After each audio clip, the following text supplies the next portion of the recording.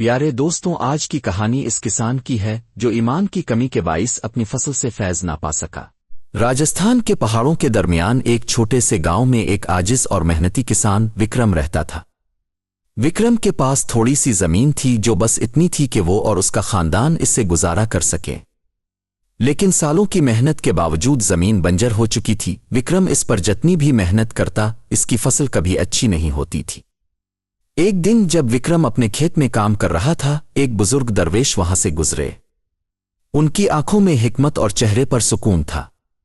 उन्होंने रुककर किसान के थके हुए चेहरे को गौर से देखा। बेटा, तुम इतने परेशान क्यों हो? दरवेश ने नरमी से पूछा। विक्रम ने सर उठाकर कहा, मैं कई सालों से इस जमीन पर मेहनत कर रहा हूं। मैं बीज बोता हूं, पानी देता हूं और उनका ख्याल रखता हूं, मगर वो कभी भी फल नहीं देते। मैं सोच रहा हूं कि शायद अब हार मानकर कहीं और चला जाऊं।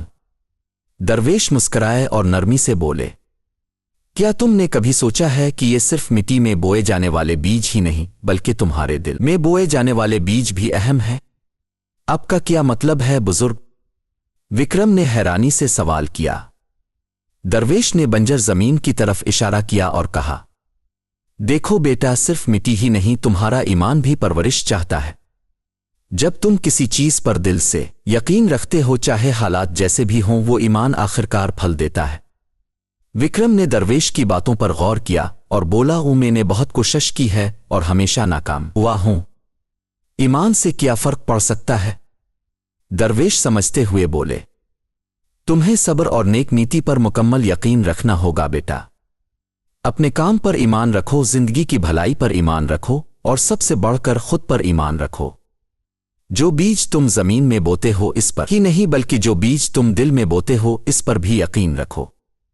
विक्रम ने सर हिलाया, अभी भी गैर यकीनी में था, मगर कोशिश करने का फैसला किया।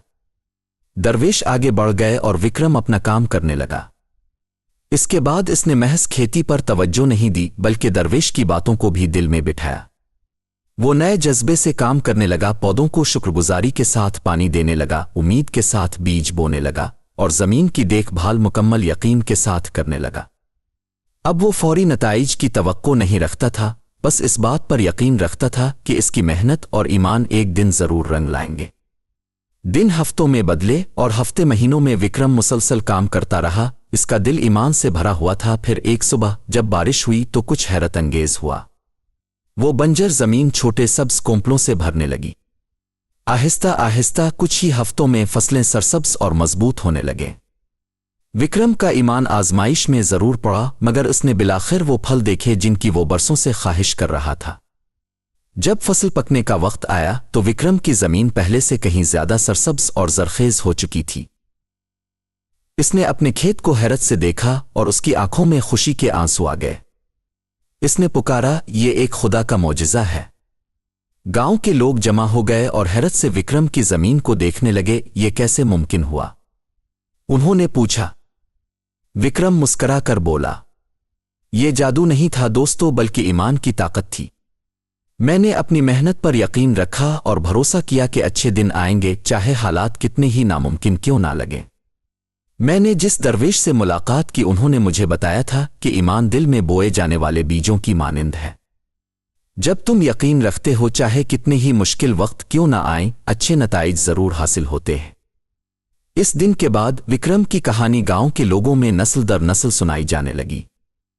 इसकी जमीन जो कभी बंजर थी, अब न सिर्फ फसलों से भरी थी, बल्कि एक ऐसी कहानी भी सुना रही थी जो साबित करती थी कि ईमान, सब्र और मेहनत नामुमकिन को मुमकिन में बदल सकते हैं।